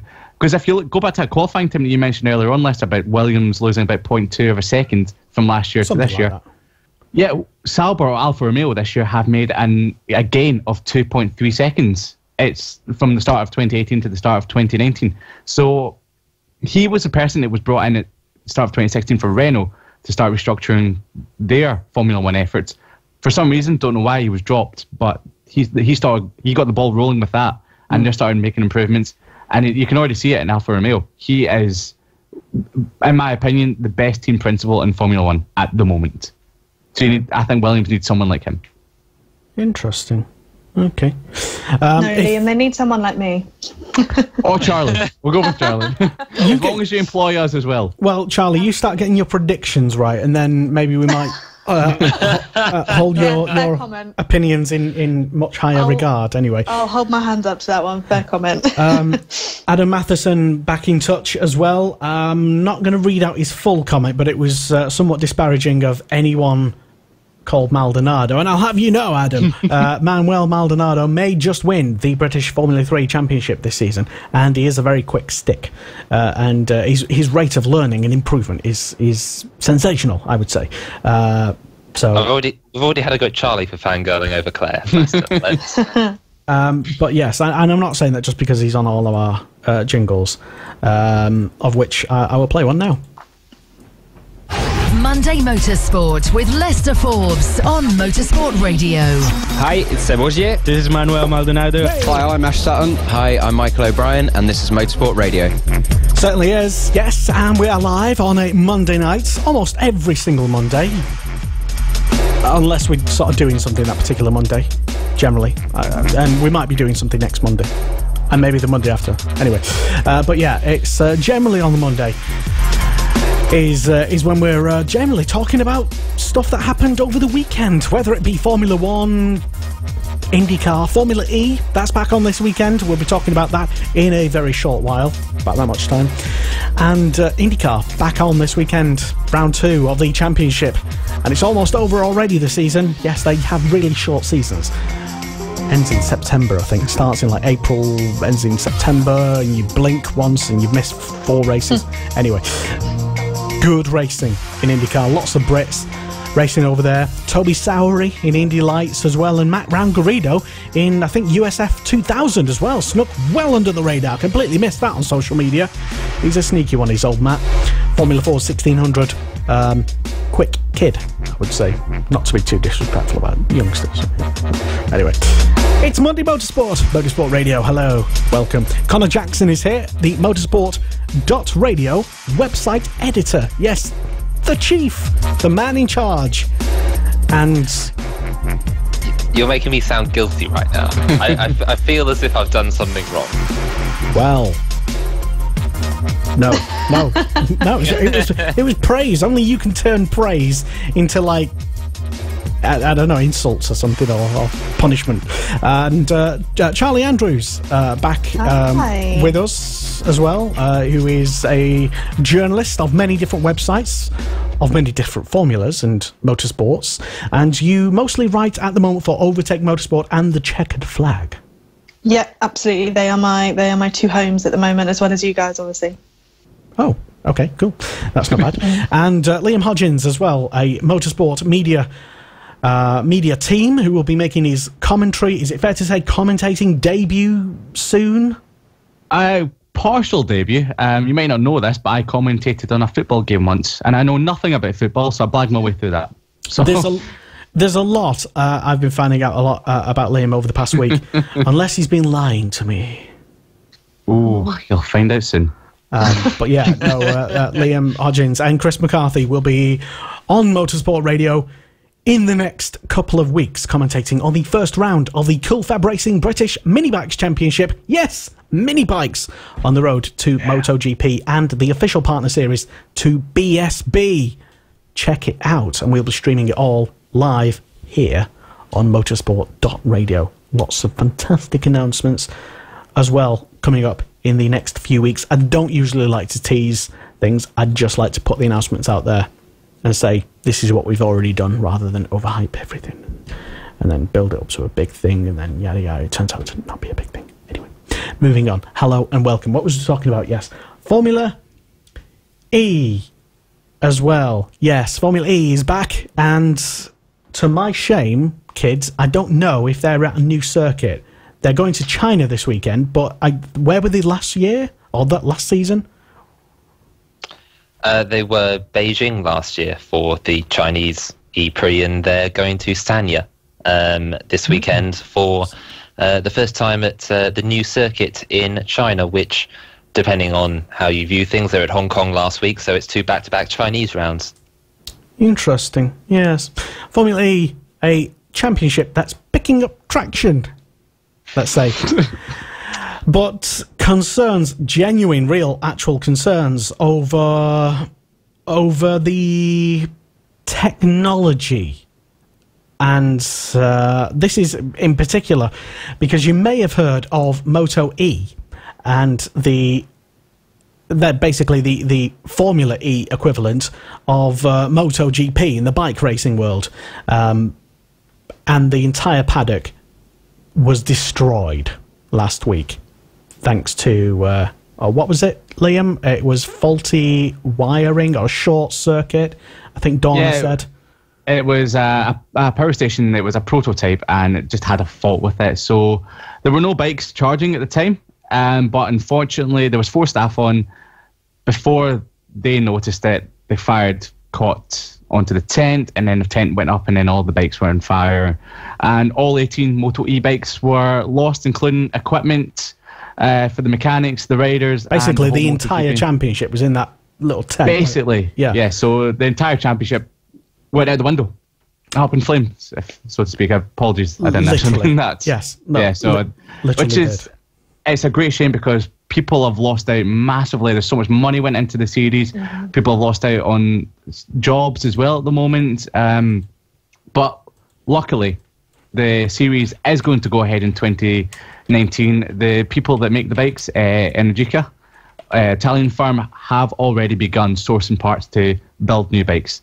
So it's a scary moment for everyone involved, and including any electric racing series like Formula E, for example, that I believe that Formula E have looked into this a little bit and making sure it doesn't happen this weekend or any time for them as well. Well, yes, but I'm sure Dorna and the Moto E, I'm going to get these confused, Moto E people also ensured that their entire championship wouldn't have a short circuit and burn to the ground either. What I'm saying is, I don't know what I'm saying. Let's just hope, I suppose. We can't draw too many conclusions because I don't want to sort of libel anybody and suggest that the same thing could potentially happen because it might be dangerous using enormous batteries that might spontaneously combust, just like the bikes did at the time, because they were not being charged, which, for my mind anyway, makes it even more concerning, because if they were being charged, you might say, well, it was, an electrical fault somewhere in the system sort of thing. But from the vague statements or thereabouts, understandably so, Dorna don't want to go into the... But what I'm saying is, it's essentially the same tech. Different companies, yes, and I want to obviously state that the two have nothing to do with each other, but it's possible. I mean, the good thing for Formula E is they have been a championship for a number of seasons, and this hasn't happened to them. So they're already on top of this, but there will be more precaution going into this weekend. So just to double check everything, make sure all the wires are running well. There's no glitches that could probably no cars on fire, because obviously it's within a city, so it'd be even more catastrophic if there was a fire within Formula E. So I think they'll have it covered. I think it'll be okay. Sorry, Colin, for interrupting you. I must admit, it was anyone that's seen the pictures of the Moto E paddock, it was horrific. It looked like something out of a horror film. It was really, really scary. And I just want to put out there, thankfully, nobody was injured in the fire, so that is brilliant news. I just, personally, I don't know if this is a little naive or what, but it's not worried me massively going into Formula E this weekend, because at the end of the day, accidents happen, faults happen, whether it was human error, machine error, things happen from time to time, even more so sometimes when that technology is new and maybe hasn't been used as often. And like Liam pointed out, Formula E is in its fifth, I believe, year now. It's going to be, I would hope, slightly more used to the technology used to the technology that you're using and so on. So it's not particularly something that's massively concerning me. Obviously it was horrific, but I would hope that it should be okay. I mean, the suggestion that I'm sure has been brought up on social media, I'm pretty confident it's been brought up on social media, is that this is a fault because it's electric vehicles. These are dangerous electric vehicles, is that we've seen this with petrol accidents plenty of times before. We talked about Williams earlier in the show, and talked about Maldonado. We all forget, after Maldonado's win in Barcelona those years ago, the fire went up in flames due to... I don't think anyone's forgotten that, to be honest. No, indeed. Due to electrical faults of their own there. And we've seen various petrol fires throughout the years, and I'm certainly not going to name all of them, but Formula One is riddled with various petrol-related accidents. So for anyone to suggest that this is a fault of electric vehicles, and we should ban all electric vehicles as a result. Never suggested that. No, I never said you did, Lester. I never said you did. But for anyone to suggest that this is some sort of massive problem, I think is really looking past the whole point of this is the first time something like this has happened. And it's not as if its compatriot has had a clean record, as it were. This is a first time in what hopefully should be a clean future for them. And after 5 years of Formula E, for this one thing to happen to Moto E, obviously very tragic, but it's certainly not indicative of what we've seen so far. And I think one of the tough things as well for in this particular scenario is quite how horrific electrical fires are as well. Obviously, it's so much harder to control and to stop. So I think that's probably one of the reasons why everything was lost. So I think that's one of the struggles as well. If there's a positive to take out of this, is that there was no one injured, but it's also in its infancy, electric racing still, and they've had this issue, and it probably won't ever happen again because it'll be if looked you're going to at. have an issue, have it early. Yeah, have it early, and it was in an empty paddock. And going forward, they'll figure out what the issue was more extensively, sort out the issue, and I don't think we'll hear much, or if ever again, a fire like this ever happening. Interesting. Well, electric racing. Some eagle-eared listener might have pointed out that I totally got the actual round this weekend wrong, and I to be honest, can't even remember, but I might have called it the second round of the season, which of course I meant to say probably the second. You know what I mean? With the in most people's minds, the season starts, and then this is like the second of the year, even though it's like round whatever. It's like what WEC do with their super season, silly season thing. I mean, super great, amazing season. Sorry, WEC fans. Oh dear, Leicester. Yes, but you know, whatever.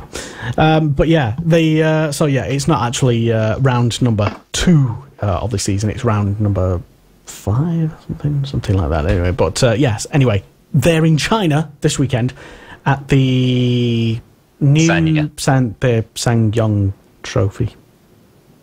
that was a racing series once for like a year. But yeah. Thoughts on Formula E? Who might be doing well? I mean, Sam Bird's leading the championship by 1 point, and he didn't have at all a good experience last time out. Mm-hmm. And there's only 2 points separating the top 4: Eduardo Mortara, Lucas Di Grassi, Jerome D'Ambrosio, and Mr. Sam Bird at the top at the moment. Connor, will you be watching this weekend? And if so, who will you be, if anybody, cheering on? And what do you think might happen? Well, it's a new track, you say. I will be watching. It's a track with a lot of straights, most notably, and we haven't seen too many sort of long stop and start circuits this year, but the closest we have got so far is probably in Marrakesh, where the BMWs quite notably were the team to beat, although it was obviously D'Ambrosio that ended up coming out on top after the two BMWs crashed into each other. So hopefully we won't see the same incident again. But if we do see a repeat of what we saw in Marrakesh, because it's a very stop-start, long, straight circuit, then we could definitely see Antonio Felix da Costa be perhaps the driver to look out for throughout the weekend. And if I am going to put an outside bet on, I think it would be da Costa for the race victory, providing nothing dramatic happens, and which it will. The same. Which it will, because it's Formula E. But yeah, I think he stands a good chance on a circuit like this. But we've only got a few turns, and there's a lot of 90-degree angles, let's say. So we'll see how the tow down the main straight is going to pan out for a lot of the drivers. Charlie, you've been watching a bit of Formula E, or maybe all of it, I don't know. What do you think will happen this weekend, and what are you most looking forward to? Most looking forward to seeing the new track and how the cars cope with that. Obviously, we've got no experience of how easy, how difficult it is to drive, or how much drama it's going to throw up. So that's quite exciting. I always enjoy a new track. In terms of kind of predictions for the race, I don't make predictions for Formula E because you never know what's going to happen. It is just such an unpredictable series. I completely agree with Connor's points about, the ones to watch, but it is impossible to make predictions. The only thing I would say is I think that it will be interesting to see how Sam Bird comes back from his lost victory. I think whether it puts some fire in his belly, whether it knocks him back slightly, I think that's going to be quite interesting to see is how he comes back from that, and whether he's going to use it to his advantage or whether it's going to slow him down a bit, I guess. Yeah, interesting. Yeah, like many people, I don't think you can actually make an accurate or sane normal prediction with Formula E, just because I tried and I gave up very quickly. Because it does literally, as we've seen, really come down to not just sometimes the last corner of the last lap of the entire race, but sometimes decided after the race as well. Many occasions. But let's hope that doesn't happen as well this weekend, because too many, I think, become a bit of a shambles for the championship, in any championship, I suppose. Stephen Wood, back in touch. He thinks that Jean-Eric Vergne will come through. And he also says that every Formula E race so far this season has been pretty amazing. Yeah, I agree. Absolutely. I agree. I think I've missed like one. It might have been round 3 or something, just because it clashed with the Autosport show in Birmingham. So that was Mexico. That was the best one. I did watch Mexico, though. I don't know where that... but Mexico, the best one. And then I think the last one, wherever it was, where was it?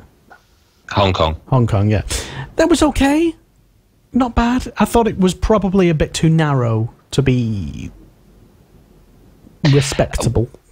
Yeah, we do have that issue, obviously, being with street circuits, is you do have the limit of a natural street, let's say, and because when cars are being bounced around, literally, as though you've just imagine if you're in a low clearance vehicle car, say, and you're trying to navigate an indoor car park, and you go scraping around in a tight right-hander and a left-hander, and you get the feeling Formula E sometimes when they're on those really narrow circuits is kind of like negotiating a car park at high speed. It's kind of like a bit bumper cars. We do see it, ironically, with some of the circuits like Berlin and Marrakesh. The nicest corners for the cars are the ones that go through car parks and thus can have an infinite amount of runoff space. But the Tempelhof Airport being a classic example of one that just has all of the space in the world because it is literally an airport that they put some various barriers around. You can... The tracks will always be limited by that. But, I mean, look at Macau. Macau is very much a track that Formula E around Macau. I think it's too fast for that. I think, or too wide. There's some regulations to it because it's a Grade 3 circuit, Macau, and I think Formula E has to be Grade 2, I believe. Ooh, so someone can hit me up on that. But Macau's a circuit that is very narrow and does have the problem, let's say, of not being able to overtake throughout the middle section because it is just so narrow, especially for the cars. And bikes are a little different, but even those guys, I think that they dare get too close to the wall, let's say. But we do need tracks that are wide if we're going to do street racing. But at the same time, maybe tracks like this weekend coming up in Sanya, where it is very 90-degree left-right angle. They've got plenty of space in China, so I hear.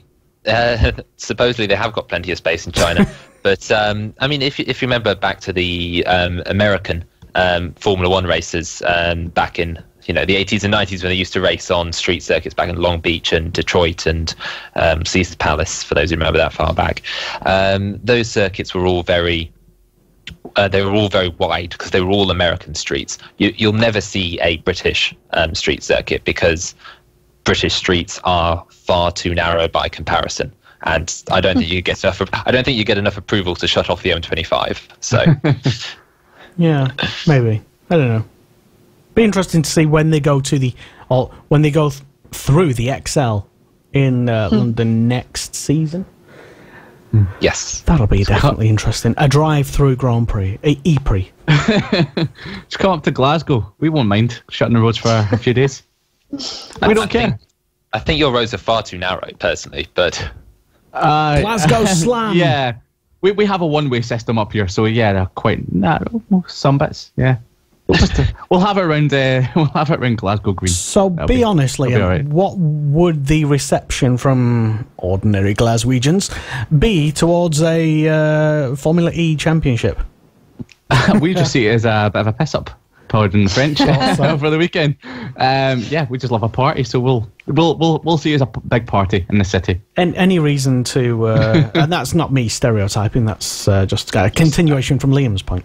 Yeah, it's just me stereotyping. But there's nothing wrong with having a party in Formula E. Yay! Absolutely not. And why not? And yeah, so environment and all that, and natural nature, goodness. Right. So yeah, Formula E. We're not going to do predictions and stuff for Formula E because, as Charlie said, it would be stupid of us to even attempt it and a waste of your time. I'm still waiting on that Pascal Wehrlein one. It will happen at some point this year. Not sure when. I hope so. Yeah. He's had a lot of bad luck. I just think if we did do predictions, I think we should all have some prize ready for anyone who actually manages to get to the top 3. Yeah, look, Nelson Piquet Jr. That's the problem. See, we don't have any prizes. And yeah, I'm sure you can give us some chocolate, Lester. Nope.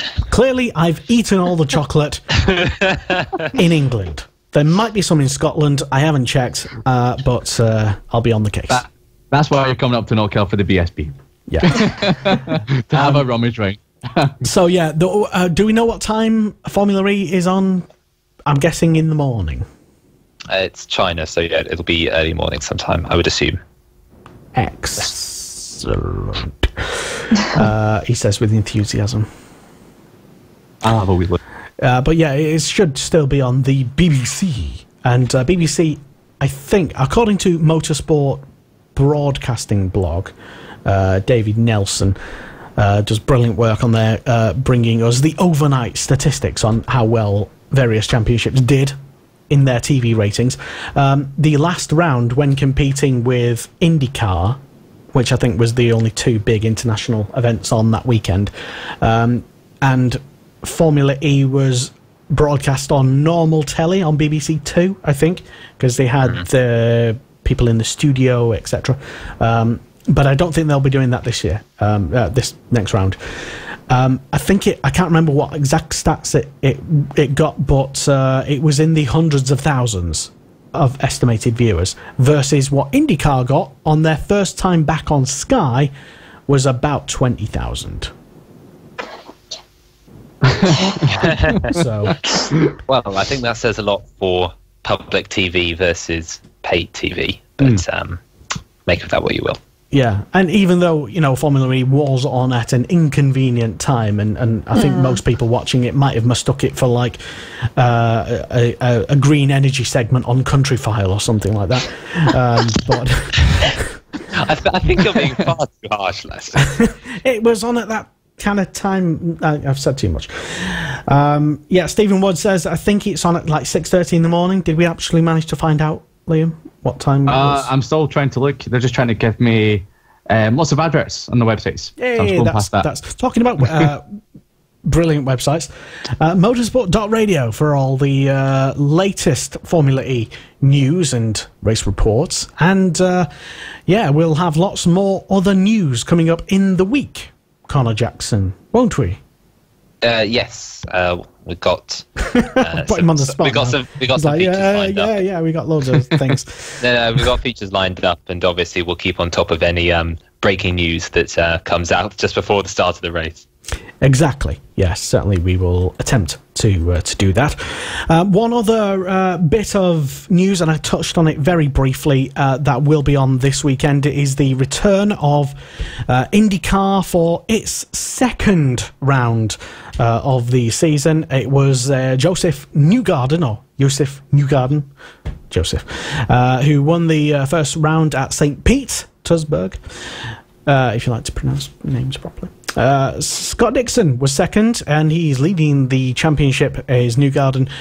Dixon is second. Will Power powered his way into third place, just narrowly ahead of Felix Rosenqvist. Alex Rossi in fifth place. James Hinchcliffe in sixth in the championship at the moment. Simon Pagenaud, Colton Herta, Santino Ferrucci, naughty boy, and Britain's Jack Harvey in 10th place right now in the IndyCar Series Championship. Is it a championship or a series? They refer to it as a series. Then the series. Yeah, whatever. And also a notable mention, because he's back, I think, for the second time in the second round, Indy Lights as well. Toby Sowery, Britain's own Toby Sowery, will be competing once again in Indy Lights this weekend, and I think it is streamed online, the race. I think you can head to IndyCar.com, at least the practice or some of the practices. I don't know the times off the top of my head, but there's only, I think, 10 competitors in that championship at the moment. Toby is doing fantastically well in third place. I think he got a double podium in the first round, and also, I'm just trying to remember what other Brits are doing pretty good at the moment. Matt Rangarido, who I mentioned earlier, former Formula Ford 1600 front runner, is competing, I think, this weekend. He was, I think, at the first round. I don't know if he's definitely there this weekend, but good luck if you're back there. Probably should get him on Facebook and ask him something. But yeah, Indy Lights, if you like your old IndyCar, then why not? Indy Lights, check it out. Any other bits of motorsport, guys, that you will be looking forward to this weekend that we haven't already mentioned? Go on, Lee. I was going to say, obviously, it'll be left to Thursday night, the Superbike show, but obviously the MotoGP, if anyone likes bikes, it's on this weekend in Argentina. But I cannot wait.